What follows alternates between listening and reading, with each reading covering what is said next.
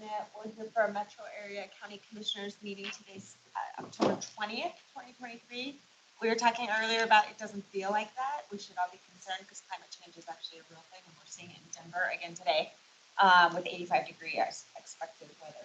To start on a high note. So thanks everybody for being here, for participating. I feel really good about this year with MACC and the collaboration. It sounded like the city and county of Denver had another big retreat happening today. So just by way of update, and as we talked today, we're hoping to have a couple of updates from that team and just the conflict of schedule. So we are going to talk about what we're expecting and planning for November. So folks should have agendas. I want to just go through that really quick. Outside of just our normal introductions, we're going to be talking about these goals and commitments of housing supported services together. Really looking forward to commissioner input, and we've got some staff folks from around the region that are going to join us in that. Commissioner Layden has an update for us on item number 3 in regards to human trafficking resolution and some updates in regards to bill legislation. And then we want to talk about a proposal. We are really trying from Boulder County's side, we're really trying to figure out what can we do to make sure that MACC is successful as we pass for 2024, the leadership to right on time to Broomfield. So that's one of the items in the motivation of number 4. And then we'll talk about the agenda for November meeting. And so I want to just check and make sure there's nothing else from an agenda standpoint that anybody else was trying to get in before we finish and leave before 11 o'clock this morning. Any additional requests for agenda? Great. Okay. I do have an additional request. Okay. We did have a brief conversation as everybody's joining in, and I think this is right for some discussion from Metro Area County Commissioners. Obviously, we are all encountering this significant impact of 23,000 Venezuelan migrants coming into Denver at this time. And, you know, as a Latino, first Latino elected commissioner in Douglas County, I'm deeply concerned about the humanitarian crisis. That said, we know that Denver is really limited in terms of the resources to be able to address the current needs there. So, again, want to be very supportive of Adams County and the many other counties that are facing the influx and the pressures on their human services departments and law enforcement departments to address this issue in a way that is humane. But really think it's important for us to probably have this discussion soon. I'm thankful that Denver is at the table, and hopeful that they will return with us soon to talk about this. Great. But I wasn't sure if anybody else wanted to share some thoughts or have some conversation around it, but I do think it is right for some discussion at some point. Thank you. I've added it here on the list for agenda to talk and see what people do want to hear and or converse, etc. So it's on the list, so we'll add it and see what we can do before 11 o'clock. So thank you. Any other additions for agenda items? All right, great. Well, then let's go around the room and do our introduction. So a name and your title or your what you're working on specifically, so we know who is regionally around the room. We'll start online this morning. So I am seeing a Heidi, a Catherine. If you want to start. Sure. Good morning, Commissioners. Heidi Grove, Homeless Solutions for Boulder County's. Louder? Oh, We can't hear you yet. my mute is off. Yeah, I was gonna say, can someone else try? We Oh, can we hear. can't hear them. Don't take it personal, Jefferson County, just saying. Can You know, I hear do me? want to hear. Can folks hear me online? Okay. Yeah, Okay. we can hear you That's online. definitely on our side. Thanks for the notes in there. So we'll I start can in hear the you, room Andy. while we run to get IT. And then we'll do the online folks. Thanks for your patience, everybody. So we'll start over on this side. Thank you. Commissioner Bill Holen, Rathville County, 1.2 years left of my term. See, and you guys talk about me. And I just want to say how much I've been on the board for, I don't know, several years.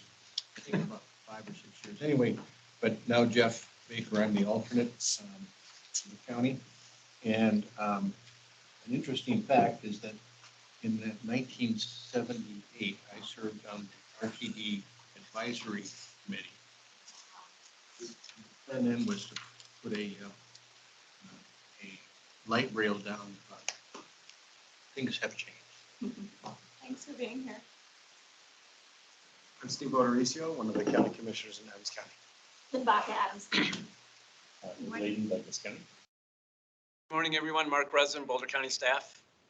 Good morning, Adam Paul. I'm representing Mayor Justin today, head of Regional Affairs, and on the 13th, I will be the mayor of Lakewood. I look forward to participating with this organization moving forward. Great. Thanks for Happy to being here. give any updates on our migrant response too. Thank you. Heidi Hinkle, Broomfield County. Martha Lutrine, Boulder County Commissioner. Eva Henry, Adams County. Doug Rex, Dr. Cobb? Yeah, can someone say something online? We're efforting here. Testing 1, 2. Nope. Not yet. Something. Our staff working on it, right? Yes. Do you all want to in the chat for just because of time and the reality of hybrid?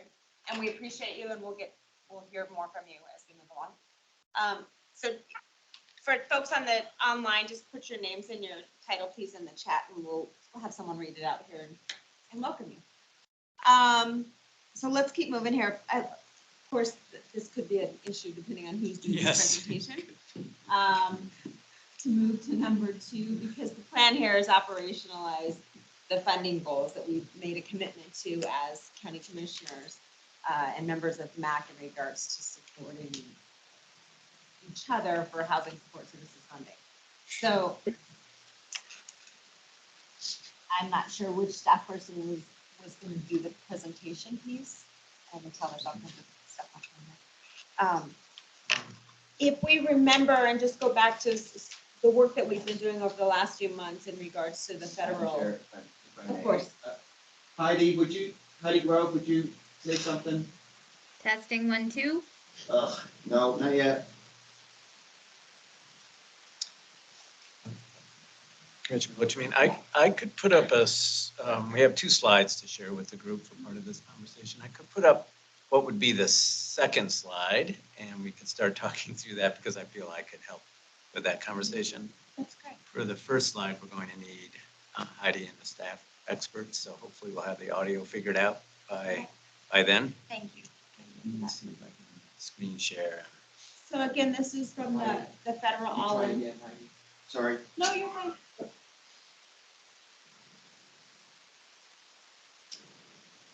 Test 1, test 2. Heidi, would you try again, please? Did you check the volume on the TV? Hello, hello. Because you're supposed to be the IT guy. You're the IT guy. All ideas are good. Oh my God. Oh, it was down, Steve. I told you he's the IT guy.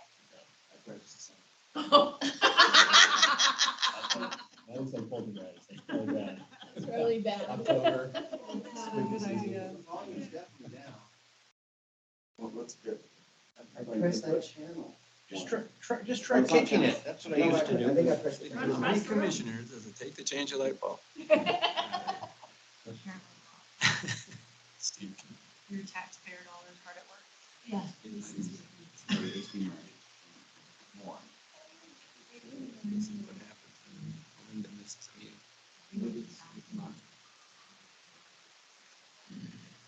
It's this one. Chuck. Ah, All right, can you say hi, someone? Hello. Hi, someone. Nope. Oh. Try that. Just try again, Heidi. Hello. No. there you go. Good morning. Oh, gotcha. Oh, yay. Commissioner, you're the magic one. Odo, you have IT issues, you go to Odo. No, don't. Given how Here, you smoothly- remember that time, stories from you? No, I don't. Only about the time when I was Oh, commissioner. But I don't bring that up anymore. Well, the good news, this has all been recorded. Seriously. So I just want to welcome Commissioner Care, Kathy Smith, Community Resources Director in Arapahoe County, Heidi Grove, Homeless Solutions for Boulder County, and Commissioner Stolzman. Thanks for joining us in the middle of another meeting. Commissioner Tracy Kraft Tharp and Jeffco has joined us, and Sophia B. Hill, the Regional Coordination Lead in Metro Denver Homeless Initiative. So thanks everybody for being here. And Chantel from Denver. Thank you. Okay, I'm trying to read the chat at the same time. Amazing. Okay, good. All right, well then we will go to slide 1. And again, this is based on the commitment that we all made together to use the federal all-in policy with the understanding, the way that that plan was written, that that would be some of the significant opportunities for funding sources. And so how could we collectively as electeds really focus in that area versus getting into the details of programs specific around each county. And so I'm gonna turn this, over to Heidi. Okay, so I'm gonna go ahead and turn this over to Heidi Grove to walk through this piece of what has been designed by staff. And I just wanna recognize all the staff. That was one of our asks, is like, okay, yes, go back to staff and have them guide us on what needs to be done, what the next steps are, so we can hopefully make an impact regionally. So thanks, Heidi. Good morning, commissioners. Can you guys hear me now? Okay. Thank you. So, Mark and I met with the leads across the region last Wednesday.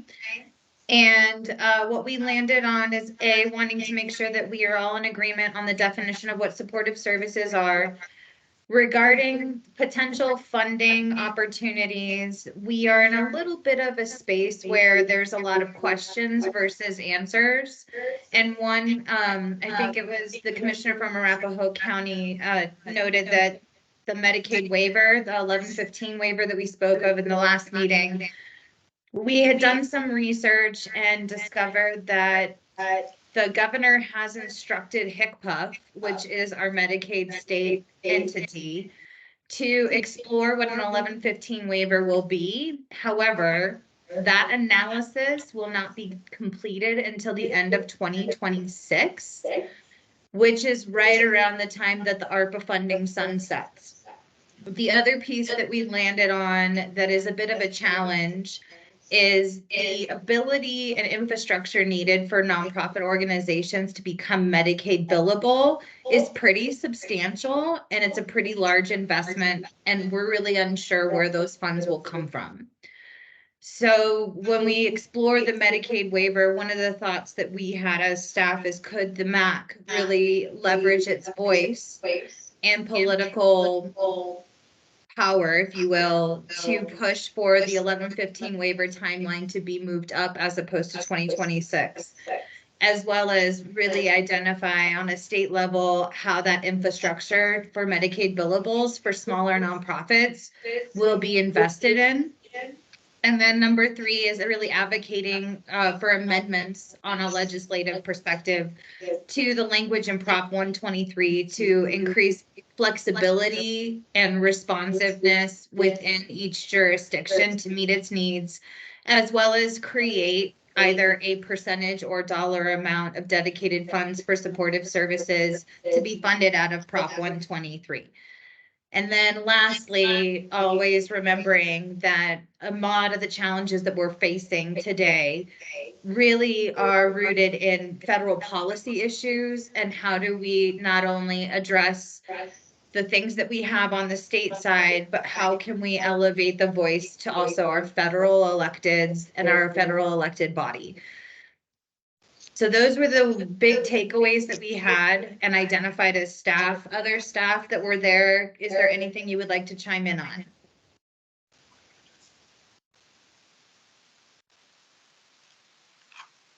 Cameron, did I cover it all?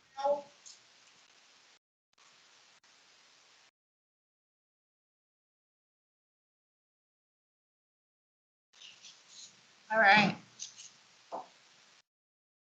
Hearing no additional, not seeing any hands raised up. Yeah, thank you, Heidi. So I think for us, as commissioners, I think we just go through this list and make a decision about, you know, if all of these from staff guidance and suggestion is where we want to focus, great.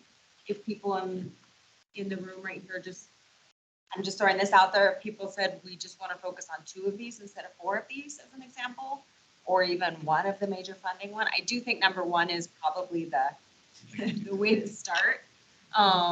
So I think that's the first piece. So I don't know if we want to go to slide 2 first, and then we'll come back to this one, but that was one of the proposals, and we'll love to have some feedback. So we'll go to slide number 2, Mark. Where's Heidi taking this one? Mark and I can tag team. So we wanted to align, if you remember a few months ago, we had Zach Schaffner from the Division of Housing come and present about what supportive services is, and we just wanted to see if there was a nod to align with the Division of Housing's definition of supportive services, recognizing that this definition is how the Division of Housing will allocate funds accordingly. So Mark, do we want to read it? I hope everyone can see it on the screen, or especially if you're in online. I hope you should be able to see. For folks that are in the room, it's in your It packet. is in the packet. Yeah. For those that can't read this thing.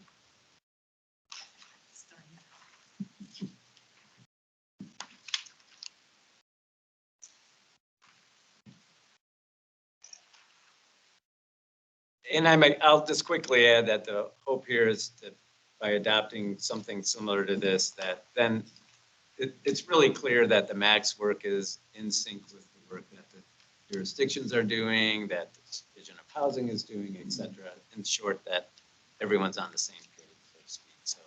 So this coordinates with everything else that's going on in the region, basically. Yes, and we expect that when it comes to grant awards and things like that, that this is the scope that grant awarding agencies are going to be using. So if you had a different definition that included a bunch of things outside of this, it may not qualify for some grant funding, things like that. So let me confirm, you guys I did see that Commissioner Kraftharp is supposed to. Commissioner Captar. I have a question. So what is the difference between this and the services that counties already provide through our Department of Human Services, through Public Health, through all of our departments? So this would just be really directly tied towards housing, and so it's really in-home based services that are connected to subsidized housing. And so the services that we provide in our housing department to help people with eviction, staying in their house, all those, it's duplicative? Not necessarily. It depends on the roles. So if somebody is doing homeless prevention work, that is this wraparound services, that's a little different because that's more tied towards eviction prevention. These services are directly tied towards those that were previously unhoused, allocated a affordable housing voucher, if you will, or a site-based voucher. And then the case manager actually does the full suite of services within the home. So kind of in-home care to stabilize and help them work on the challenges that they face that got them to homelessness in the first place. So those people who are homeless or who have been homeless are no longer eligible for the other services that are offered through our county departments? No, they are. It's case by case, if that makes sense. So if somebody is receiving supportive services, has a case manager, and is facing eviction for non-payment, they could be coordinated to work with someone for eviction prevention. But the case manager would also walk alongside them through that process. So if you are someone who is homeless or has been homeless, you are eligible for both the regular avenues of services, but also this. So aren't we incentivizing people to be homeless? This is about housing stabilization to make sure that they're not returning to homelessness. So if I'm not homeless, I'm only eligible for the county department. If I am homeless, I'm eligible for the county department services and this. The supportive services side, yes. So we're incentivizing people to be homeless. Can you say more about that? If I'm homeless, I'm eligible for both pots of money, both, all of the county department of social services and then the supported services dollars.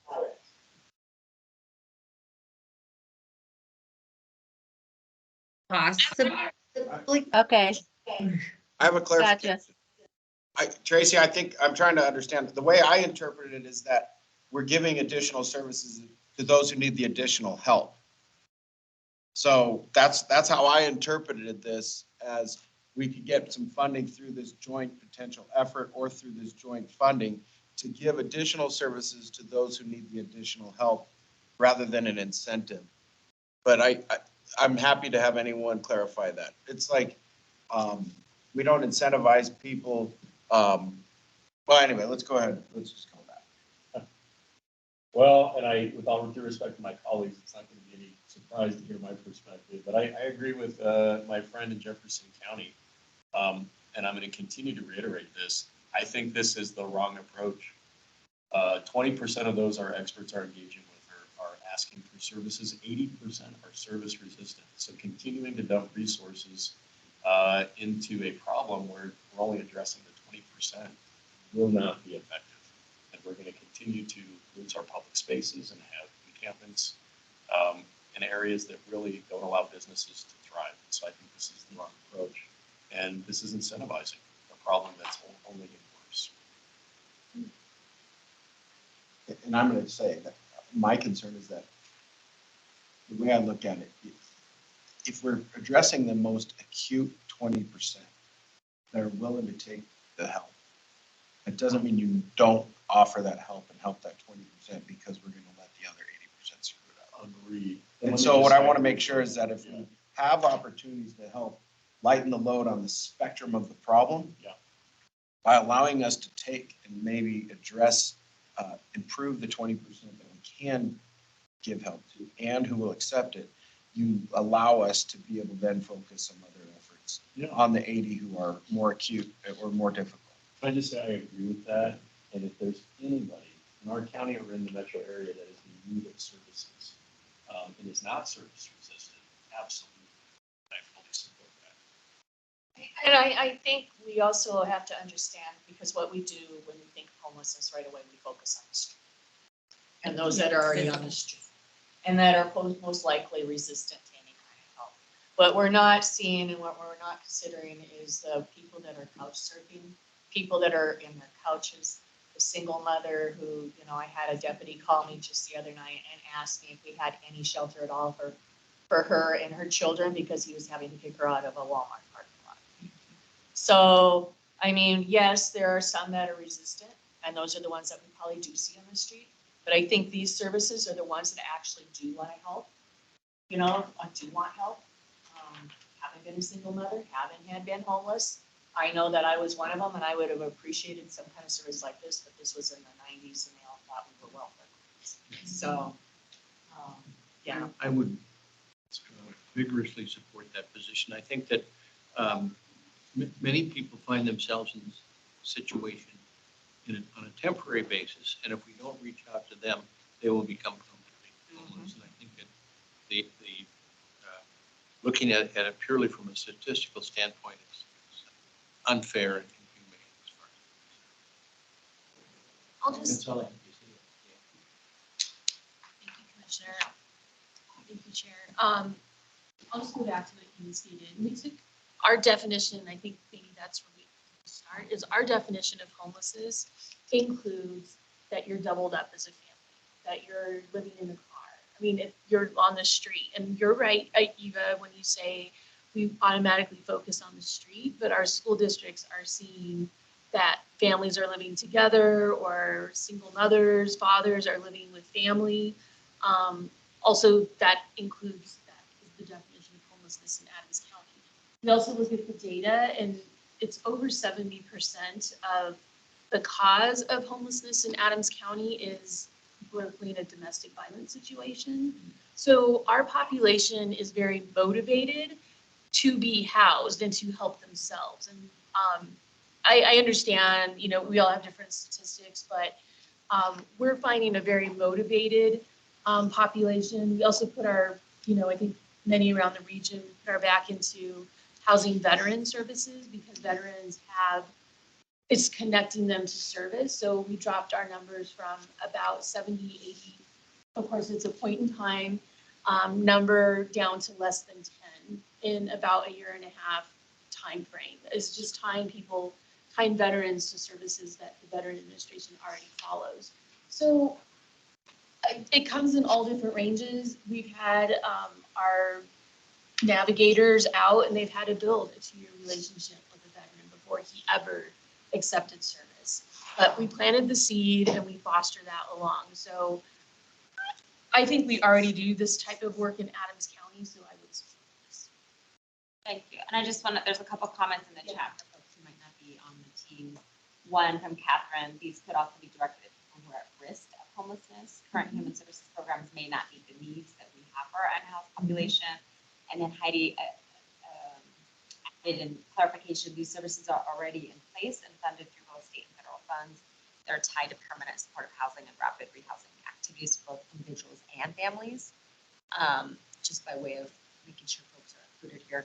I also want to just bring us back right now, what we're doing. I don't know that we're, an opportunity could be, do we want to focus on MACC on a very specific sector of unhoused populations? Knowing it's that's not how- gonna fix everything. Because that's how some communities have done that, right? I mean, that veteran homelessness is an issue nationally that people have chosen to. Family homelessness is another place that I've heard other jurisdictions considering really focusing on. That invisible, right? I mean, we didn't make that decision, and if folks feel like we need to do that to narrow it in, that's great. But meanwhile, what we did is we said we would focus on housing supportive services. So I just want to make sure that it's clear. And in that last point, I think those were great examples, Heidi, because this housing supportive services isn't only about homelessness as a topic in my mind. And I say that because it's also talking about behavioral health treatment. It's also talking about life skills development. What are the opportunities to bring people from the cliff and also back from the experience of homelessness? So I just want to offer that to reframe a little bit before we get too much into the philosophy of. Well, I agree with all of you. And that's, we just had a briefing from our Board of Education, which is one of the largest in the state, Douglas County. But there are a lot of families and kids, students in particular, that are not necessarily homeless, but housing insecure. And that is deeply significant to us. I think there's a real opportunity there. What I would go back to as a metro area is, what would those who elected us say would be their priorities? You know, is it the unsheltered homeless? Is it the sheltered homeless? Maybe it's both. But I think their biggest challenge is what they're seeing out on the streets. I mean, to be candid, I think if you asked 100 people, they'd say, well, I don't want to see trash and litter and urination and people panhandling in the middle of the intersection and 20 tents outside my door. So that seems like the most exigent, immediate need. But no doubt, I mean, unhoused young people, and people think domestic violence, that's huge. Yeah. That's huge. So to tie in, I think, this is Heidi from Broomfield. I think to tie in is just to make sure we have a definition so that we can get more funding. I think that's what we're really defining here. It also seems too that maybe different HHS, so Health and Human Services, operates differently. So in Broomfield, we actually do have nonprofits that we work with more versus other cities and counties that might have them more in-house.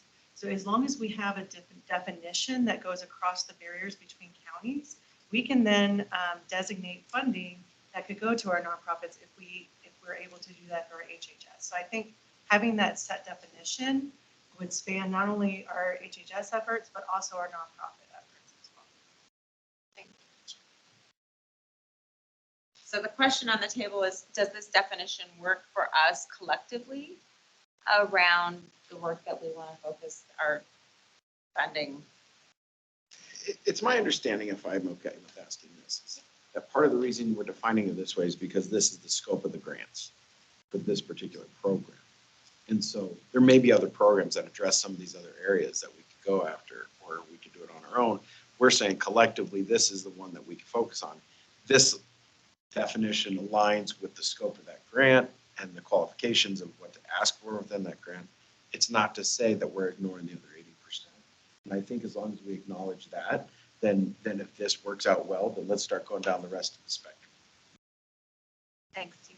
Because funding is a huge issue. If we can get it from anywhere, get it where you can. I agree, and I also agree with what I heard you saying.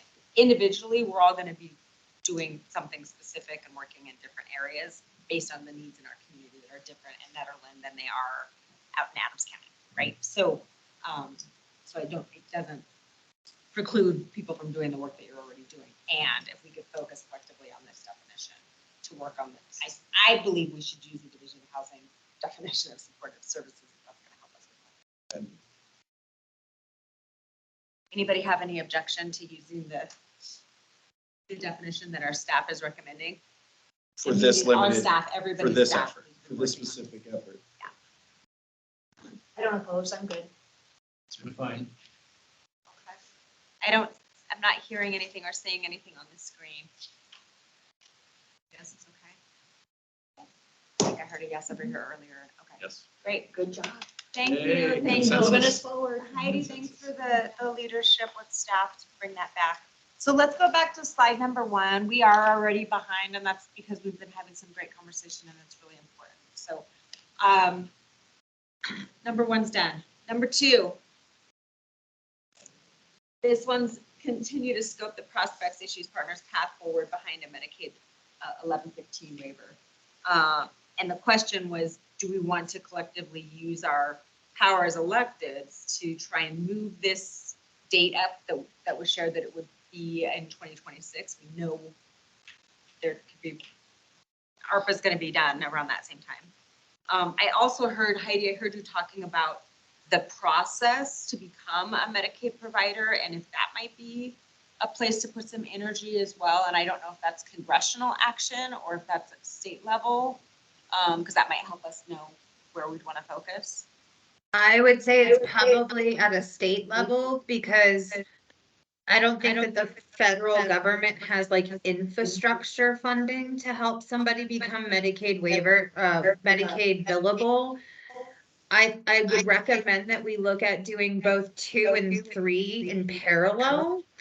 I did have one of our partners who does bill for Medicaid, for supportive services. And even with the allocation of that reimbursement rate, they still function at about a $500,000 funding deficit as it is. Okay. Thoughts? Commissioner, I also wanted to add that what we were thinking as a staff team is to put these items 2, 3, and 4 on the table for you all to discuss, see if there's any concern or reluctance or questions about these 3. And then our thinking is to come back to you at the November meeting with some tactics to actually achieve the items that you would like to move forward. And then that would be adopted or endorsed by the MACC and would become this playbook that the MACC then would move forward into 2024 with to help support Bloomfield as they take the chair. Meanwhile, we would also suggest that there's likely to be some steps that can be taken before the end of 2024. So we would come back with some suggestions there. And in fact, with both items 2 and 3, there may be some steps to take between even this meeting and the November meeting. And we would certainly keep the MACC commissioners informed about those steps. But the idea here is for this morning is the staff is thinking it's kind of more of a temperature check. If there's anything here that you're uncomfortable with or have some additional thoughts or feelings about or insights on, we'd really appreciate hearing that. And then, of course, if there's anything here on this list that just doesn't seem to ring true for you all and you don't want to keep it on the list, that would be helpful to know as well. Madam Chair. Yes. With respect to that issue and other issues that are impactful on the homeless, I'm going to be in Washington next week, and I'm meeting with the congressional delegation and some other congressional staff to talk about the issue of veterans issues primarily, but we will touch on some of the HUD VASI programs as well.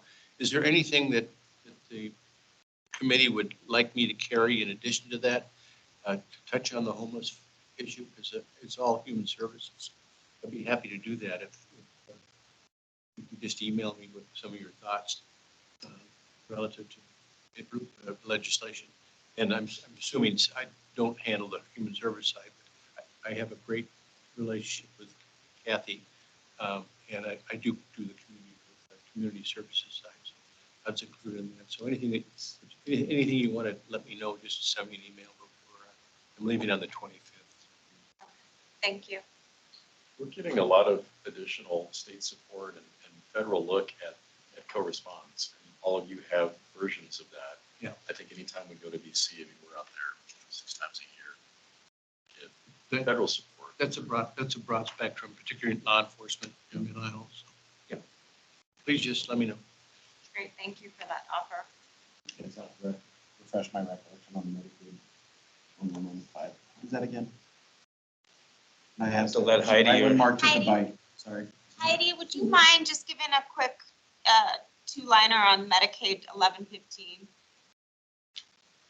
Okay, two-liner. That's complicated, but the way my understanding is the reason we have a delay on the evaluation of what it'll cost is the state is unclear on how much of an investment they will have to make to get a statewide 1115 waiver. The 3 priority populations that they're looking at is unhoused, those involved in the justice system, predominantly jail. So those that are on, behavioral health plans inside the jail that they'll become billable for Medicaid, and then children under the age of 8. But the 1115 waiver, the only place that we could really look at that has done it successfully is the state of Oregon.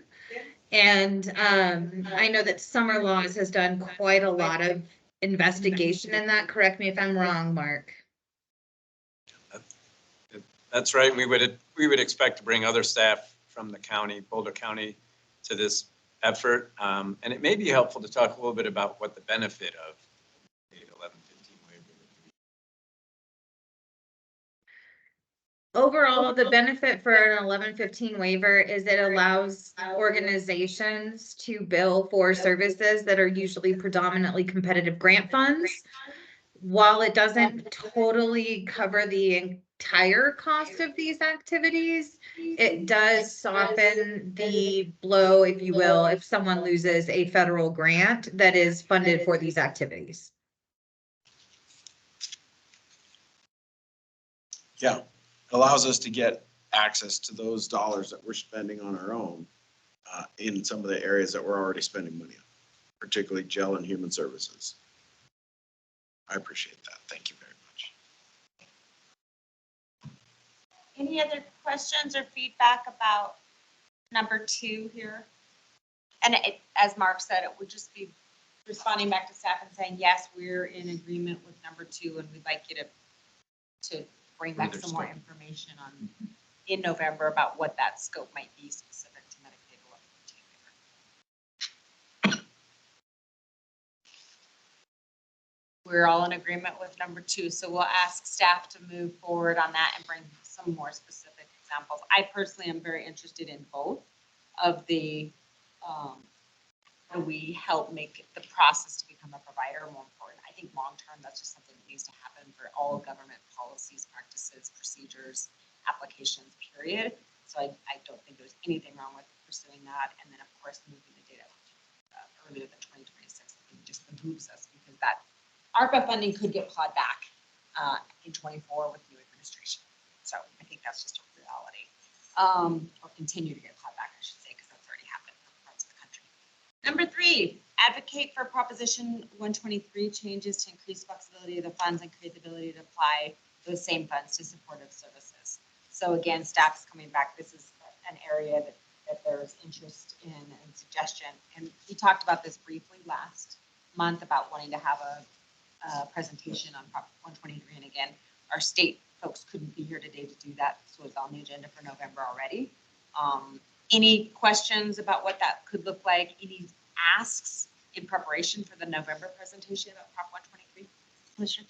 So my concern is the fact that we all know Prop 123 isn't necessarily really fun. Such a limited amount of money in 123 for us to turn around and ask for an additional, hey, let's carve out some money for supportive services. Might not necessarily go over well, and I don't think where it's gonna be like low hanging fruit where it's gonna be, I don't see them giving it to us. But that's me being me. But I mean, because there's such a limited amount of money in 120. Where would it take it away from? Is there- Well, it'll take it away from the entire state, 120 region, from other programs that, I mean, we've heard the Denver mayor thought it was going to solve all their issues in Denver, Prop 123, without realizing that it has to go for all of us. So that's just my only concern that I have with us asking for it to be part of supportive service. Obviously, I want more funding, totally agree. 123 might not necessarily be the place that we will find it. We might have to dig a little deeper somewhere else. Thank you. I guess my question is are we using the same definition of supportive services? Yes. Yeah, and so, as always, whenever we reach into one pot of money, I would ask, what was it for before, and what's our opportunity loss if you were to reach in there? Does it lower the pot for these other things where we have very little or not enough support? Let's talk. Tell me, what are the bullet points of what 123 in its current form can fund? And by adding additional bullet points, would it diminish those other original bullet points? Thank you. It's so responsible. Well, I can speak a little bit to that. Apologies, I just switched to my phone as my Wi-Fi just went out. The way that the language is written currently in the legislative language of Prop 123 is that 70% off the top goes to CHAPA for affordable housing. The additional 30%, or the should say, that goes to the Division of Housing is so loosely written that it just says homeless services, and that covers the entire spectrum, including supportive services. The thought was, if we were going to focus on supportive services, do we request that a certain percentage of that 30% goes and is dedicated to supportive services? Because the Division of Housing right now has the flexibility to move those funds on any given funding cycle. Okay, so 70% goes to CHAFA, and what we're talking about would not divert from that, correct? Correct. And so therefore, we're focusing on how to better clarify how to spend that, or what would qualify for that 30%. Correct. And within that 30%, we want to clarify that a certain percentage or a number would be supportive services. What are some of the other services that are within homeless services that are outside of supportive services? It's everything in between, from sheltering, street outreach, which also is co-response, to rapid rehousing, you name it. It covers the entire spectrum of what homeless services is. And I guess then at that point, would this definition then create almost like an internal competition within that 30% against co-responder, rapid rehousing, and those other things that you just listed? It could potentially. And so what is the challenge with flexibility that exists now? Are we worried that those other things are taking up all of it and that there's nothing left for supportive services? That is the concern. That is what we're seeing on the first tranche of the allocation of Prop 123. They are marrying and pairing it with emergency solutions granting from the federal government. So what is funded by ESG funds is street outreach, HMIS, and sheltering and rapid rehousing. So the supportive services side is not actually allocated in this first tranche of 123 funds. Is that because nobody's asked for it, or they just didn't win those grants? I suspect it's more about staff capacity on the Division of Housing side, as they've had to adjust accordingly, and it just felt easier to just marry it with the ESG funds for the first round of funding allocation. But we are unclear and have not received any definition of how the Division of Housing is going to look at how to allocate that 30% over the next few years, if not in the long term.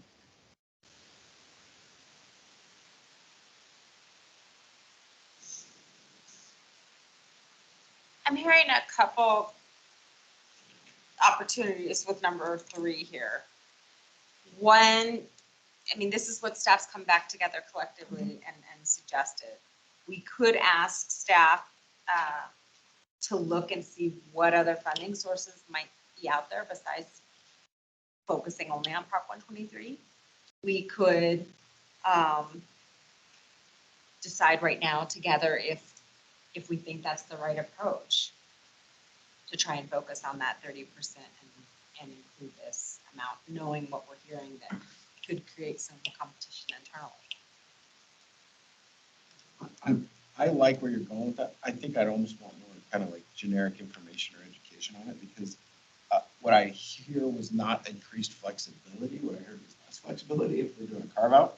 And it's a little bit, it makes me, I wasn't very clear when I read the language of what the proposed 3 is in front of us. It talks about increased flexibility to apply 123 funds to supportive services. And then I heard that supportive services are already within a very flexible 30%. And so what I'd like to do is maybe have us do maybe a little bit of a drill down of understanding of 120, if we want to go down this path, 123, and understand what type of supportive services were our staff looking for, and where does it fit with the other supportive services, the other services that are not, because what I don't want is to have the people that do county supportive services making this call, and the other people that were not in the room were the ones who are really pushing for rapid rehousing, co-responder, and all that. So I'm not seeing more flexibility. What I was worried about is more of a rigid carve out. And so maybe it's my fault for not following. And I have to admit, 123 is a little confusing to me. And sometimes I just haven't taken the time to drill down into the deep. But if we were to have the staff that wanted this proposal to give us a little bit more information, we might be able to understand. Yeah, the brief is that you have to increase your affordable housing stock by 3%. The total is 135 million. So, I mean, for us in Douglas, we've had our local municipalities all opt in to the housing partnership. I think you guys probably have to. The state's coming to next month, am I right? To do this, to present this. But I think if we could actually come up with, if we're gonna do it, to have them here when they do their presentation and have the ask already would be more powerful than to wait for that. So, if we're gonna ask, I mean, what harm is it gonna be? They're gonna be here already. It'd be more powerful for us to be sitting here and asking, or online with all the counties here, and ask them for that would be more powerful as they do their presentation. That's just a proposal that I'm making, that we go ahead and go with this. I mean, can't hurt. It's more than what we got now. So, but then to have the actual ask when they come forward would probably be a lot more powerful than to wait. And then we're gonna be going into 2024, And, Bill and I will only have 11 months left, so, So let me ask this then. Let's clarify what that ask would be. The ask for more clarity on the process on how to allocate the 30%, or is the ask for a rigid carve out of supported services within that 30%? well, we don't say rigid carve out. Just say carve out. Well, I think. Defined what we're dealing with amount is of- Quantitative versus qualitative. That's exactly right. So here we have qualitative where we're looking at advocacy. I don't see a problem with advocating. Saying, hey, we see you have this, this, and that. We want to make sure that we're receiving, and we've already agreed upon the language of what supportive services means between our counties. So we already have that momentum moving forward. And then just saying, hey, we would really like to advocate to make sure that that is also a necessity alongside the other things. But I don't think like we need to make it quantitative. Okay, I'm okay with that. We Yeah. can highlight the fact that there were no supportive services allocated in this last, and tell us why.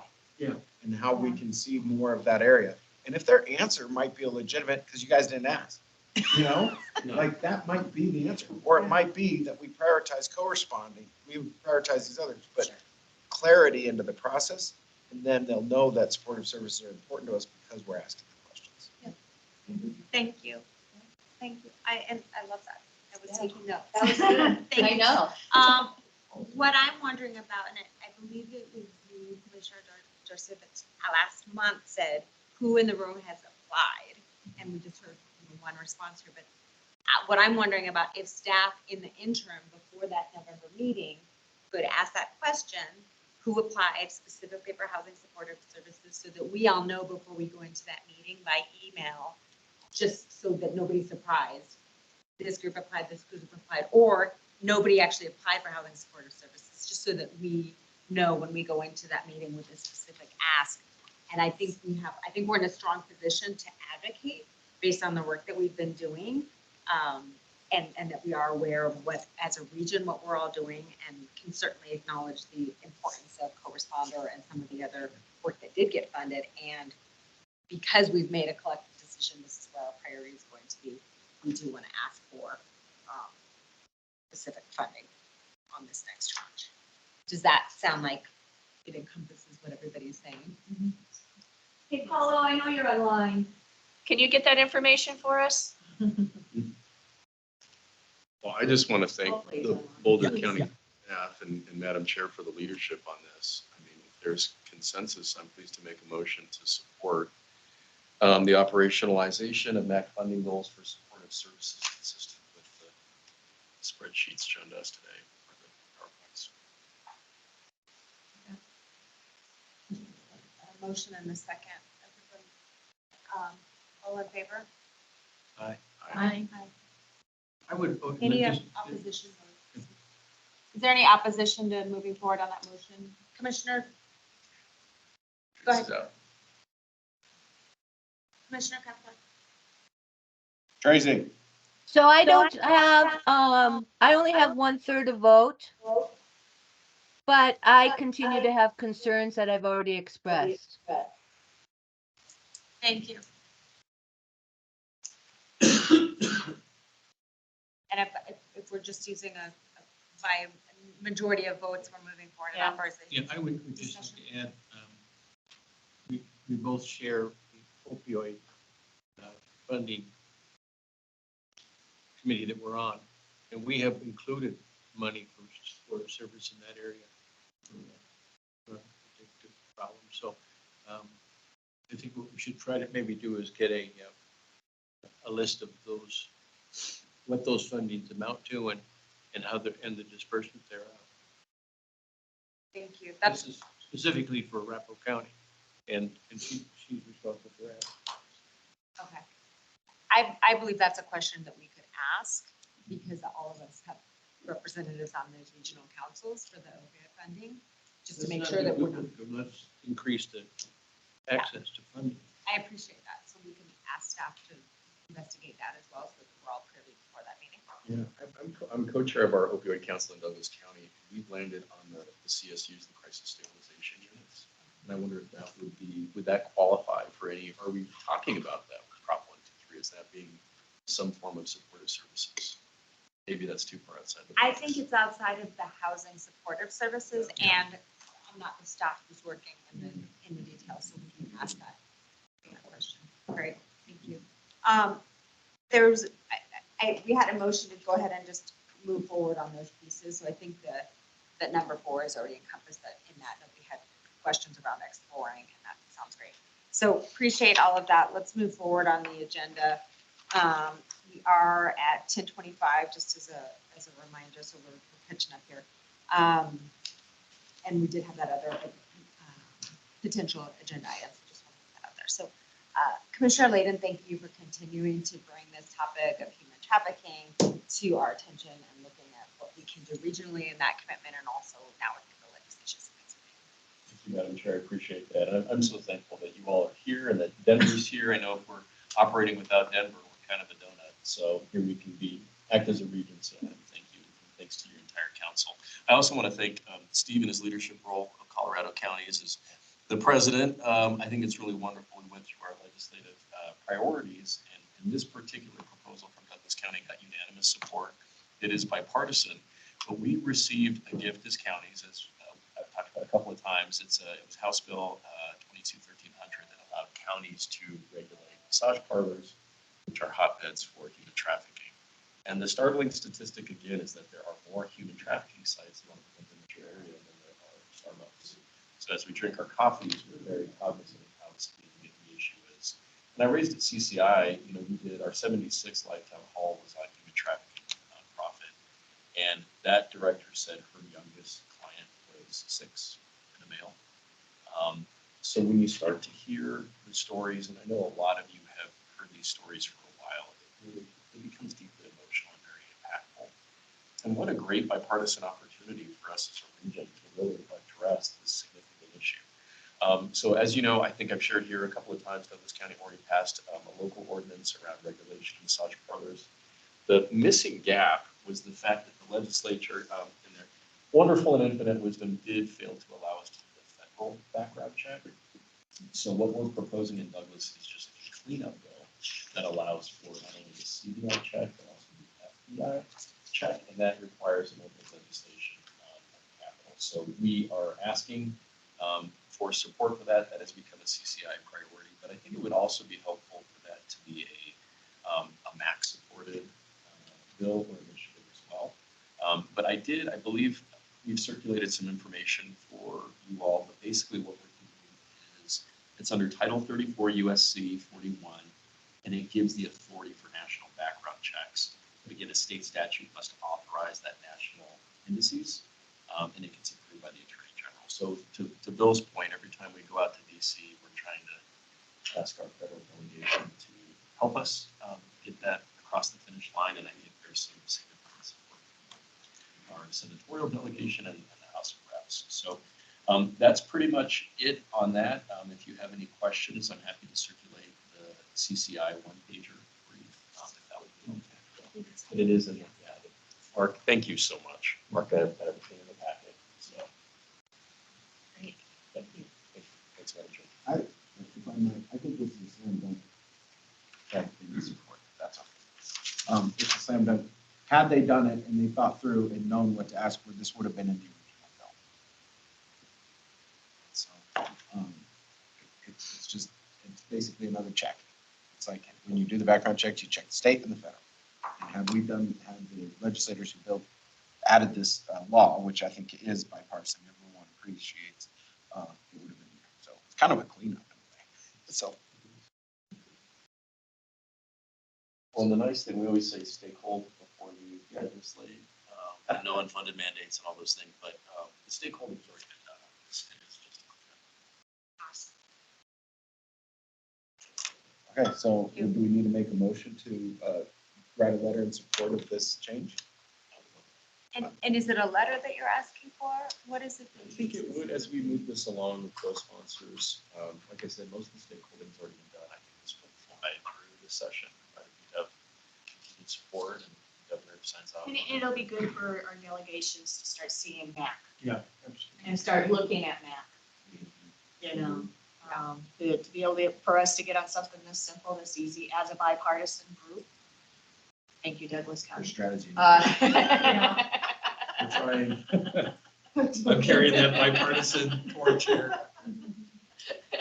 Well, and I mean, I just want to say, I think the piece that you brought this to us just as county commissioners, and I believe everybody's talked to their boards, even if you don't have a decision or you don't have your own ordinance put together or a resolution together.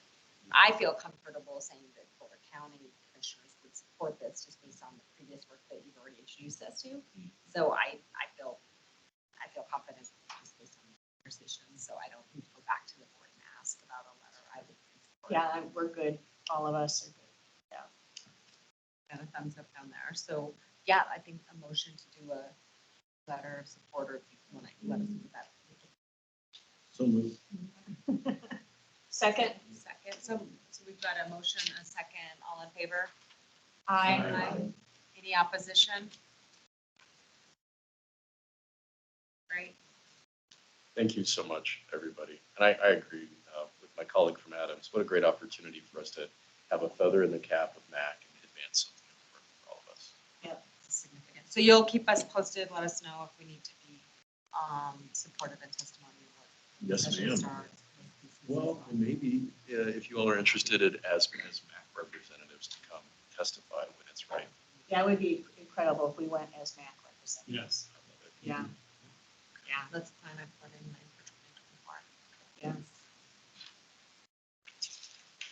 And of course, if there's anything we need to know as you're starting to move this forward for news, please let us know. We can share the agenda in 2024. I look at my colleague over here because they're still in charge of that. But great, thank you. Yes, we will be. Too bad I've only known Heidi for 25 years. Right? I trust I her know, I'd love to leadership. go to happy hour and get some stories. Just saying. Oh, Sixth to eighth grade. And Steve, I met in college, he's like, no. Before the internet. Yeah, before, social We'll do a media. happy hour, right? MACC will do a happy hour. So, We should do a happy hour. should do that. Yeah. Right. All right, let's move to number 4 on the agenda. We have a very supportive and generous offer from Dr. Cog in regards to the administrative coordination that makes these meetings happen. And so I want to turn it over to our Dr. Cog rep and support team who's here today, and thank Melinda in her absence for the work that she does. She's on a beach in Mexico, so I don't think she's feeling any pain right now, so that's great.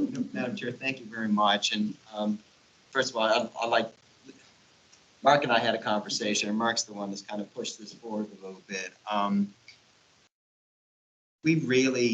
I've had conversations with Melinda about this, and we don't feel that the current arrangement that we have is burdensome at all with regards to what we provide currently. Mark and I talked about is that, with the changing of the guard every year, that to have some kind of staff stability associated with the MACC and not just county staff, there's probably some value in that. It does take a while for each year to get up to speed. Probably takes a couple months, and then you're 2 months into 12 before you really feel up to speed on stuff. So we thought the arrangement that obviously right now we're just providing meeting space, doing meeting summaries and that, and then county staff basically does everything else. You give us bagels. And bagels, Yeah, you give us bagels for sure. But I think that That's tax deductible. But what we talked about was probably providing a little bit additional service, providing the support that county staffs do now. And we do believe there's value in that for both groups. Personally, intellectually, I enjoy the conversations that you all have. And I think, as members of Dr. Cog and the member contribution that you provide, this is a small service that we can provide counties as added value. From your staff's perspective, it's, staff's a valuable resource, right?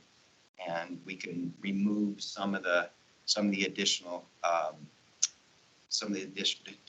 staff support and work that they have to do so they can get back to county business. So that's really it. I will say I have interest in maybe formalizing MACC a little bit more with regards to, its membership and having, the agendas look a certain way and all that kind of good stuff too, so we can, be a group.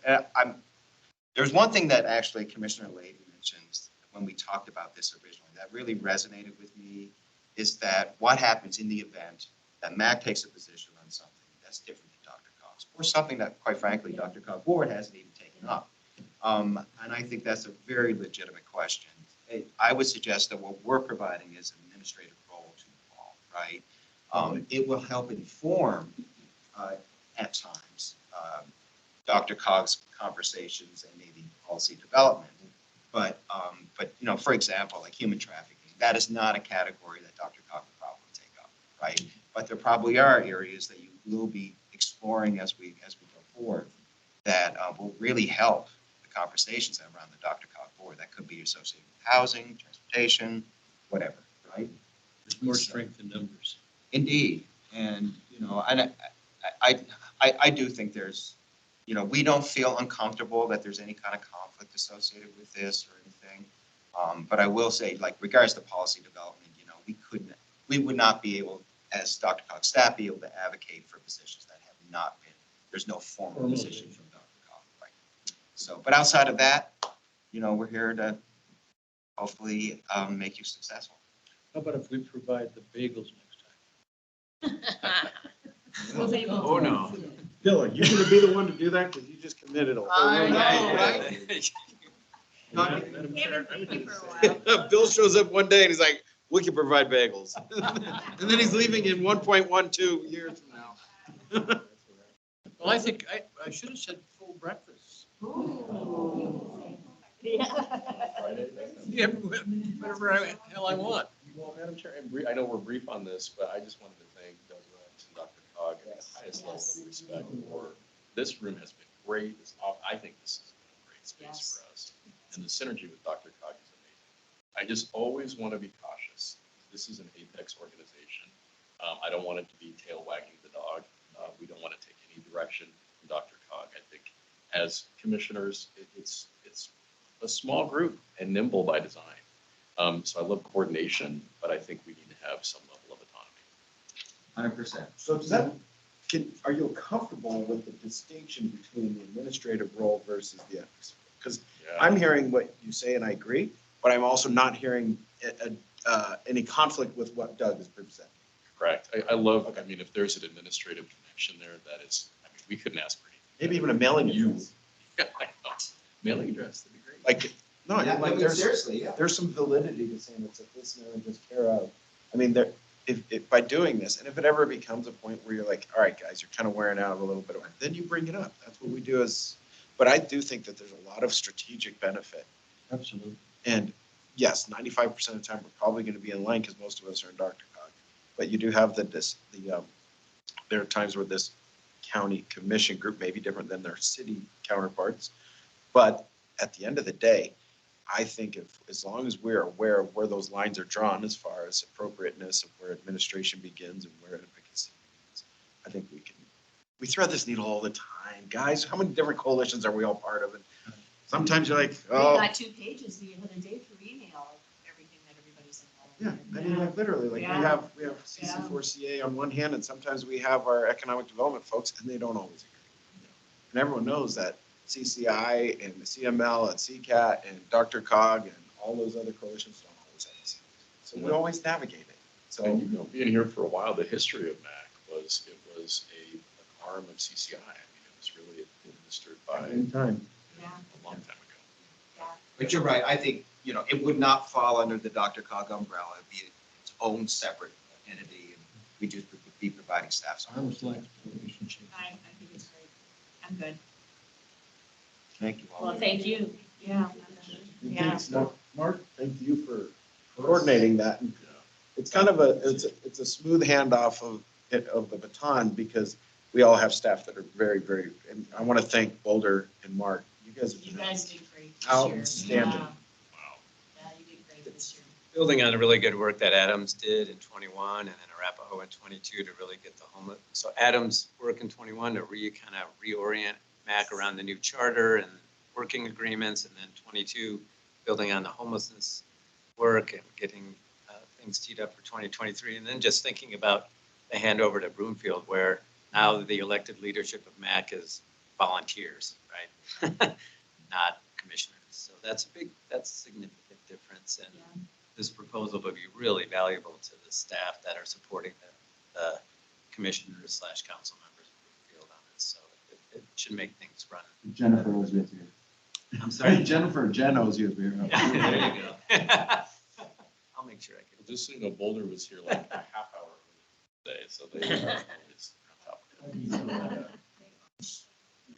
Great, thanks so much. Right, And thank you. I just wanted, from a commentary standpoint, I feel, and this is not coming from Doug, but I feel like we need to acknowledge that there is true monetary value to having Yes. administrative support. And so I'm gonna say that, because I think it's important for us to Yes. remember and acknowledge that as well. So I think that's all I want to say about that. I don't think it's bad that you formalize this in some sort of like, I mean, even if you're just saying it's for $1 a year for now, but formalize it as far as like expectations and here's what we are. And then what you've done is you put it into is it an email or something, or, you know, just to clarify it and say, this is what we're doing at this time. It's not charged, but it doesn't seem, that can't be negotiated out in the future if there's ever a need by. Yeah, that by role either party. expands, right? Yeah, by either party. I mean, like, but then what that does is it also, it clarifies the relationship. Yeah. And then if there's ever somebody on the outside who has a question about it, or we need a reminder on the inside. Right. You know, it's almost like kind of like a little MOU. So we might have something on the agenda in November, just that transition. Yeah, that would be you great. know, Here, let me get out of the way. I appreciate it, okay, and James is supposed to be on here and RSAC too, but we are very bad in running with ability to work, and that's certainly not out. Thank you. Thank you. November meeting agenda. Just a preview that we'll continue to work on the discussion, build on the discussion this morning around the playbook and get that finalized, including some tactics for moving forward, scoping the 3 strategies. In fact, the subject matter expert peer team is meeting on Monday afternoon, so we'll start working on that then. Depending on the conversation you will have in a minute on the Denver migrant influx piece, there could be a topic around that. And then there is interest in having a bit of a deep dive on Proposition 123 and the conversation. This morning, very helpful to provide some thoughts as to what should be focused on in that presentation. And so we'll work with Denver Councilmember Watson had suggested this in particular. And so we'll work directly with him to try to get that set up and who will be in the room. I don't know if we'll have any state staff, so that in respect to an ask, we'll have to just see if that comes at the meeting in November or at a future date. But we'll start to scope that, and that'll be part of the agenda as well for November. And just as a reminder, November is your last business meeting of 2023. Thanks, Mark. So DOLA, are you looking at DOLA for being the we state? can- So then we have the joint CML MACC reception, right? I saw In that at December. the bottom. Yep. So the November meeting is November 17th, and then December won't be a working meeting. That'll be the reception on December 14th, and then the 5:30. So, great. Excellent.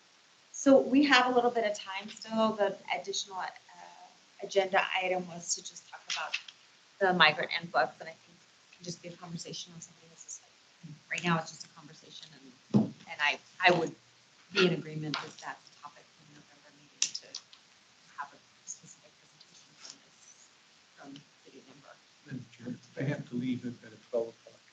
Okay, appreciate you being here. No problem. We'll see you when you only have 1.1. Yeah. And feel free to bring breakfast. breakfast. Yeah, he's gonna bring a breakfast. Bring the A breakfast. full I'll bring the breakfast. January meeting would Ham be and eggs, preferred. no, bacon. I want to just thank you. This is really fun to come back. Doug and I have had a long-term relationship. Went through a lot of struggles, but we're still operating. And don't forget to email Commissioner McCollum about your asks for DC. Okay, yeah, please, I need to. I'm leaving early in the morning on Wednesday. I'm gonna be there for like 72 hours, that's it. Okay. Thank you so much. Safe travels. Don't forget your jacket. Yeah, well, I know there's a lot to say about this, Madam Chair, and I'd love to get the ball rolling. I've been pretty pointed about this issue, and being, the first Latino commissioner elected in Douglas County, I take the issue seriously and very compassionate towards the plight of those that are facing a humanitarian crisis, but then I also look at the resources that are available to all of us to address this issue. And I think I'd like to start with the question of, are there any MACC counties that would call themselves or currently would identify as a sanctuary county? Not even Denver's identified themselves. But they have it on the website. No, they don't. A city or Well, Denver's Well, here. Denver's here. So Denver can. No, we asked that Yeah. question. I think it goes back to a statement that was made by a city that initiated, and you can see the picture where they say they welcome immigrants. So I think there's a bona fide question, even in my role in Lakewood. It comes down to, do you cooperate with law enforcement? Do you ask questions when police go to a scene and things like that? So in many cases, I think a lot of communities could consider themselves in that regard when, public or first responders are going to a scene. They don't ask questions. They want to make sure people feel safe, calling the authorities and that sort of thing. So I'm happy to provide, I have a little update on just our numbers, things along those lines. Happy to answer any kind of questions. I've had the opportunity to speak with a lot of counties that are represented here thus far, and have had early conversations with our friends in Broomfield. Certainly we got off to the wrong foot in Adams, and we're trying to make better things going forward. Boulder's provided some assistance to us, so we appreciate that. Had a call with Jefferson County last week, as well as Arapahoe County last week also, as we're looking at things. Our numbers are going down, which, knock on wood, looks like we're down 160 from last week. So we currently have 2,900 folks sheltered. Since December, we've seen about 24,000 folks come into the city of Denver. Average new arrivals the past week was 155, as I said. And that's about 128 charter buses in June. 37 arrived the week of. Well, Adam, I just wanted to say thank you. I'm a Denver native, and so your success is our success. We want you to be here, the Denver metro region to be successful. But to go back to my question, the Center for Immigration Studies lists out sanctuary cities by name. And so in Colorado, there are 4 MACC counties that I'm seeing on the Center for Immigration Studies as sanctuary counties, and it's Arapahoe County, Boulder County, Denver City and County, and Jefferson County. Tracy. So I don't know if that's something that MACC is prepared to be clear about. I'm sorry, can you help me? Yeah, I'll send you the link. It's the Center for Immigration Studies. And it's the map of sanctuary cities, and it's literally a GIS map with bullet points, and it has every single state and every city. And in Colorado, it has these 4 cities. So Adams is not on it, but it does list. Tracy seems surprised. Yeah. So Andy and I have the same look on our faces. Yeah. I mean, Like, what are you what's the doing, source of this? This is https://cis.org. CIS. someone put it in the chat. Get in the chat right now, y'all. When you And can what get does Tracy this- and Andy and to what look does alike, you know something's going on. I Holy know. shit. And what does this mean? Yeah, and Abe, what is it that you're trying to connect here? Because some report says that these are sanctuary cities that what? Yeah, well, so specifically in 2017, Denver passed an ordinance saying that they were going to prohibit city employees from collecting information on immigration or citizenship status, prohibiting the sharing of other information about individuals for the purposes of immigration enforcement, and then prohibiting the use of city resources for immigration enforcement. And so academics and researchers would call that per se a sanctuary city. And until that is changed or modified, I think that will continue to be the case. But I think So what? Denver, and we appreciate it, is that they're saying they are not a sanctuary. Well, the systemic problem is we have 23,000 migrants from Venezuela that Texas has sent here because Denver has been identified as a sanctuary city. So we isn't work the with problem the person that's putting them on the bus and sending them here? Isn't that the problem? Why are you identifying other things as Yeah. the problem? That's a huge problem, but I promise you they wouldn't be sending them here if we didn't have that. This is, I'm looking at the site. This site is complete right-wing BS. Tucker Carlson's on it. Come on. This is ridiculous. The Center for Immigration Studies. I put it in the Yeah. chat, but if Yeah. it's the wrong one that. No, it's all right. CIS.org. Here's the deal. Hey, the first op-ed is titled Biden's Border Crisis. Come on, this is totally slanted. I'm fine having a conversation about us working together to try and do this, but we are not going to discuss based on this absolute ridiculous website. It's a pro-immigrant site, Andy, and I promise you, I wasn't looking for something left-wing or right-wing. I'm just looking for statistics. Well, it's right wing, and I can tell after 30 seconds of looking at it, so. And if Andy and I are in agreement, you know there's a problem. I think that's awesome if we're all saying we're not, as MACC, sanctuary counties. I mean, I think that's what I hear you All saying. right. It doesn't I'm not matter. saying anything. I'm saying we're not using If this. you want, I want to appreciate that. I want us to get back to the actual question. And I also, I hear what you're saying. And what I heard was a question of asking, what's the validity of the information I'm finding on the website and what might that mean to this conversation? Right. And I feel like we're going in a different direction.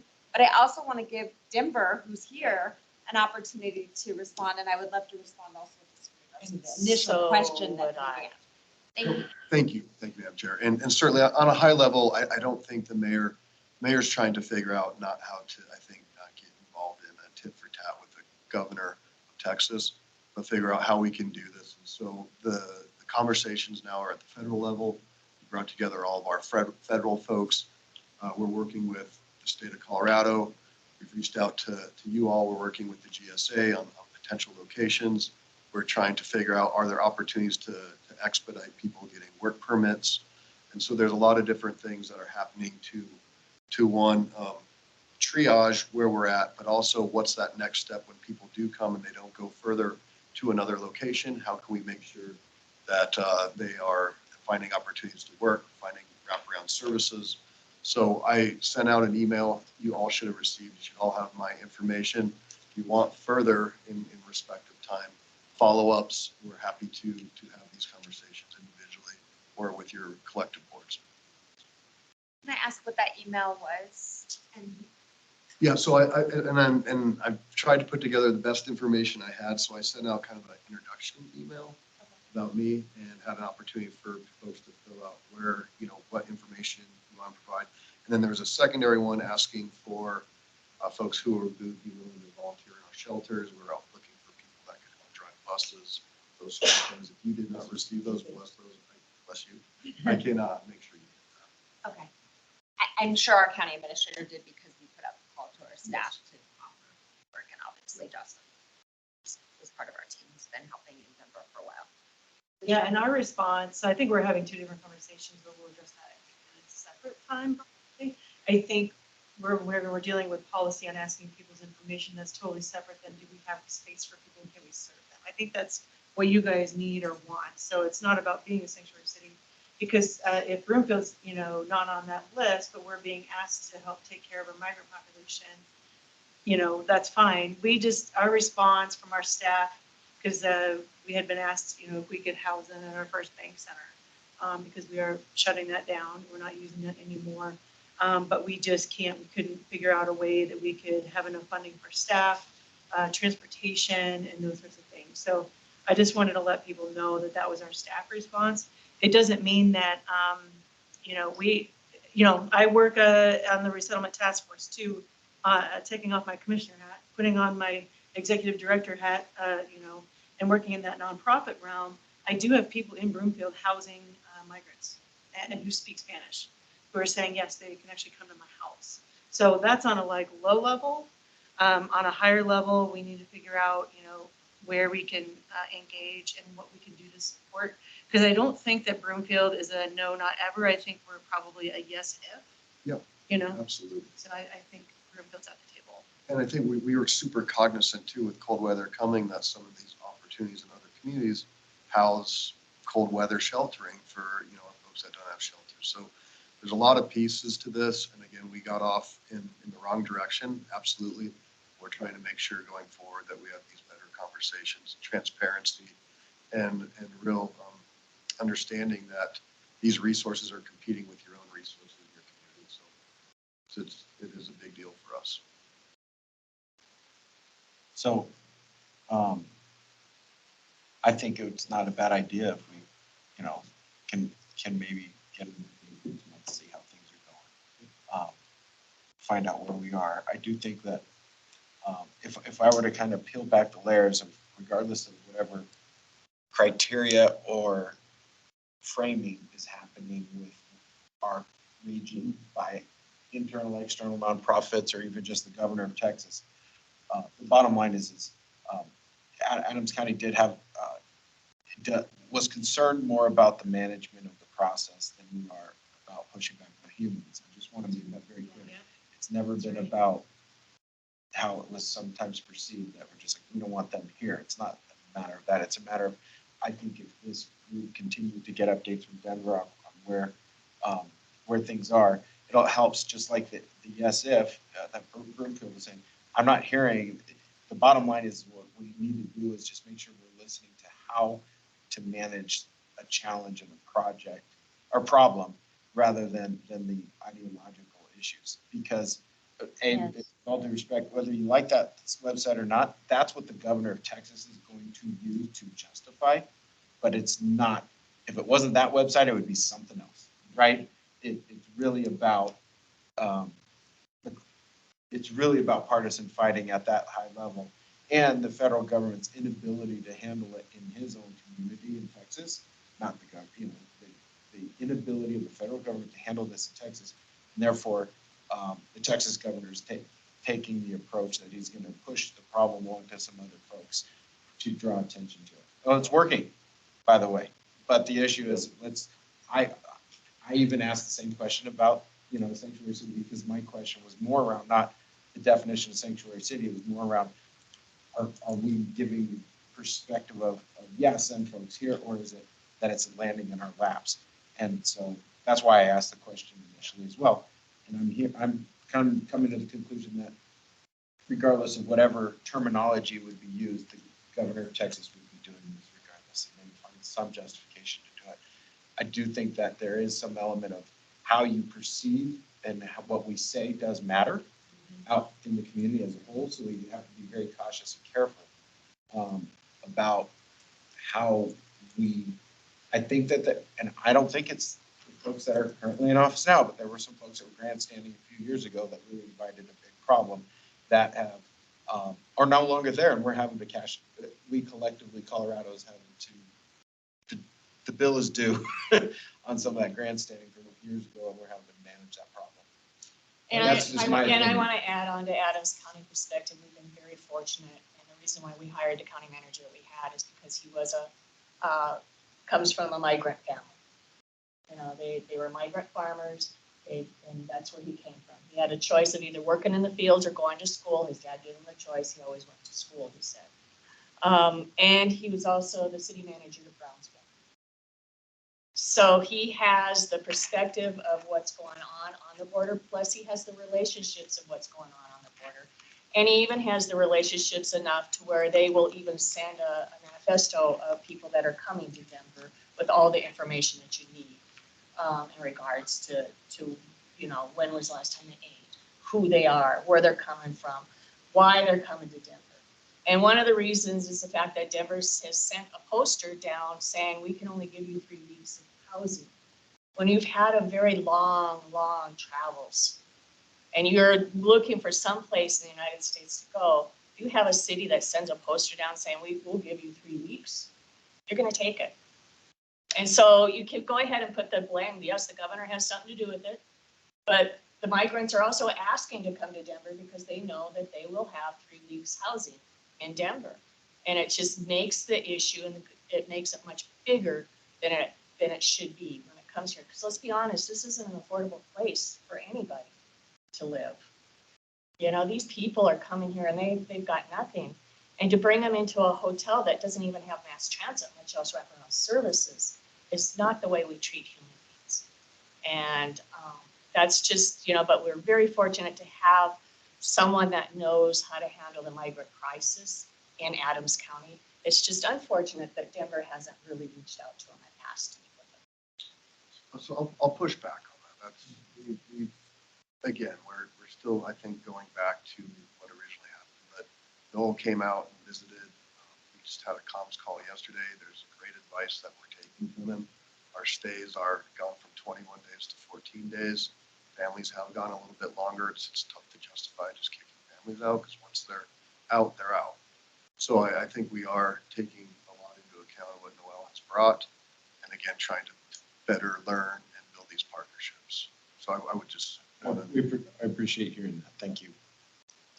I would just agree with all my colleagues that it's human first and leading with compassion. But you know, my thesis was on the Mexican economic impact of Mexican immigration and politics of Southern California, and those we impact the most by having an open-ended policy are those that are already here. Those that are here that have migrated to Denver and are trying to do the best they can, they're the ones that are competing for these very scarce resources and jobs. We just spent an hour and a half talking about the need for more affordable housing, the need for sheltering. To say, hey, we have an open door policy when we can't shelter those that are currently here. Like you and Adam, I would say, what happens to people after 2 weeks? But where do they go? Well, our goal is to send them on if they have family and connections. And then our wraparound services. So we had a RFP that went out. That's gonna, hopefully they'll be chosen this week to continue those wraparound services to find permanent housing, find workforce, to find the supports that they need. This is not a perfect situation. The federal government, I think as local government officials, we understand that our job is to do these sorts of things and not get politicized. And we do it well. The commissioners do it well. I think mayors do it well. But the federal government is broken, and this isn't rocket science. And until they really do act on some sort of policy, we will see these sorts of things. And the governor has said that Denver is a magnet for that, and he's going to keep it happening. So I think our goal is to work the other levers of jobs, supports, you know, path to citizenship, those sorts of things the best that we can. Thank you, everybody. And one piece just from a staff perspective, I would be very interested in hearing what the work that is being done regarding what I heard was work permits. That's the main focus of the Workforce Development Council from the state level. I think there's an opportunity there. And it's 11:03. It is. I want to give you an opportunity. Yeah, I appreciate that. Thank you, Chair. I've talked this issue a lot in Denver, and I liked you better as the mayor. You can still like me for like 22 I don't know. more I days. kind of feel like an Oakland Raider right now, or Las Vegas Raider. 22 more days. You can like. It's been a real challenge, and I can't speak for the region. I think that I'll speak for myself that there was a lot of hope that new administration in Denver would mean that there would be stability and partnership. And I think that this has been a really missed opportunity by the mayor, and it would go a long ways if the mayor came to this meeting and humbled himself and actually showed up for the region. He's the capital city. I know the council and the mayor, I didn't vote them in, but I think you are the capital city, and there's an expectation across Colorado that the capital city sustains and demonstrates leadership, that demonstrates programs and processes and policies that no, we may not agree with, but that we're able to plug into. I'm just going to push back a little bit on Eva. My grandpa, is from the Philippine Islands. He naturalized here in Adams County, was a vegetable farmer, and putting myself in the place of the Venezuelans is they're not here to be housed for 3 weeks. They're here to get on with the rest of their lives. They're here to create an opportunity for their family and for generations of their family. They're not here on vacation in Denver. They didn't travel from Venezuela through countries, crossing borders, being hunted down by the cartel, going through horrible conditions, may not be resourced this entire journey. I wouldn't want to be put in a hotel room at 58th and I-25 where there's no grocery stores, there's no transportation. They can't bring in food from the outside. They're getting mixed messages that they're clear to work. And when they've gone out to go find work, they've been assaulted in Adams County. So now our sheriff has to respond to that. We're limited on resources. And while we were sitting here, I pulled up the populations of all the metro counties. Denver is not that much bigger than us. Yeah.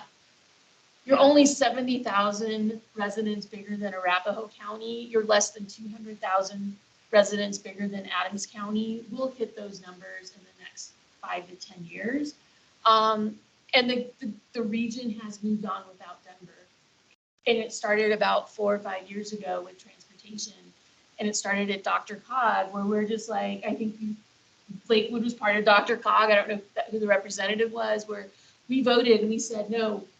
Because Denver's not Mike Johnston's fault, but Denver's ploy has always been help us. And when you help us and stabilize us, then we'll turn around and help you. That help never comes. Those transportation dollars never go to the region, and the region flipped it about 5 years ago and said, no, and we want our cut. So we have sub-regional and regional transportation dollars. Yeah.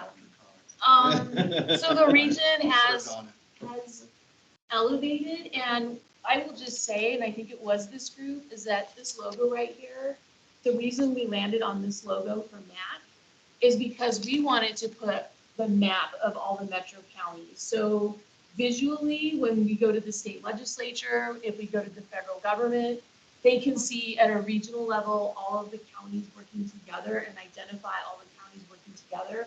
But when we laid it out, Denver wasn't part of that. And so we had a big giant hole in the middle, and we had all the surrounding counties as the metro area county commissioners.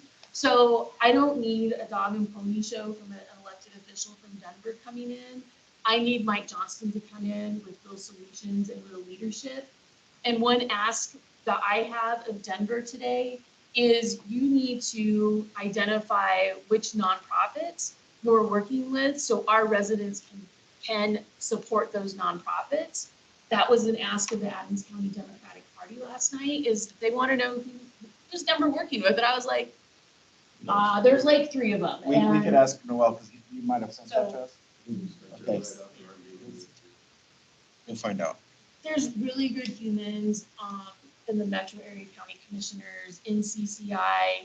I reached out to Marta and Mark numerous times to please invite the Denver mayor to this. He wasn't even sworn in. And I said, please invite Mike Johnston, please invite Mike Johnston. And another opportunity, I understand he is drinking from the fire hose now. I think all of us can appreciate that. He really needs to come in. Yeah, and Adam, we represent 3 million people that are sitting in this room. We're small, but we're mighty. That's 3 million people that we represent just right here in this room. Not a bunch of little mayors who don't have any power. It's 3 million people. Yep, okay. I think.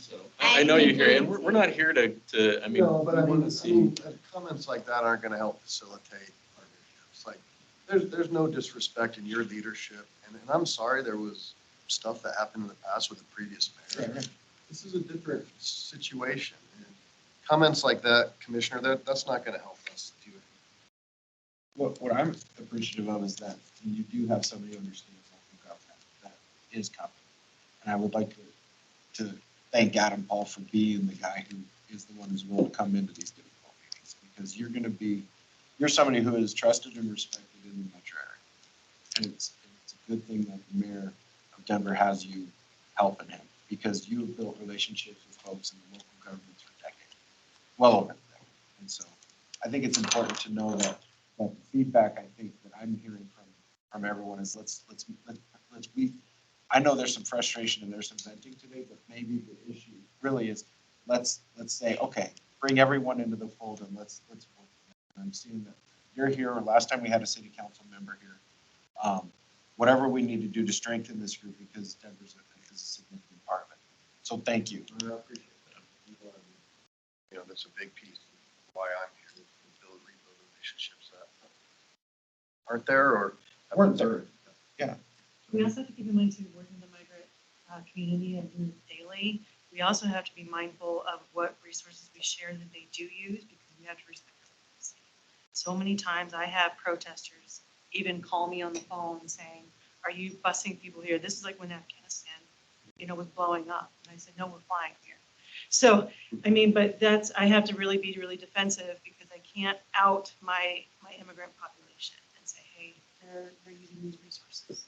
Because those nonprofits, there's a lot of, boiling up feelings about that. And then you see. Yeah, bottom line, Adam, we're glad you're here, and it doesn't have to be hard, and we do hope to see Mike here soon. I know we've reached out as Douglas County. We're still waiting for that meeting with you all, so maybe we can talk after this wraps up. Thank you all. And I just want, for me, I don't believe this is a difficult meeting. I think it's a challenging topic, but I don't want to walk away because I don't believe MACC is placed as difficult meetings. I just think we're here to have the conversations and work together. And I've been thrilled that Denver has showed up in the last few meetings, and so I appreciate it and looking forward to continual work. So we're over time. Thank you, everybody. Have a great weekend. And,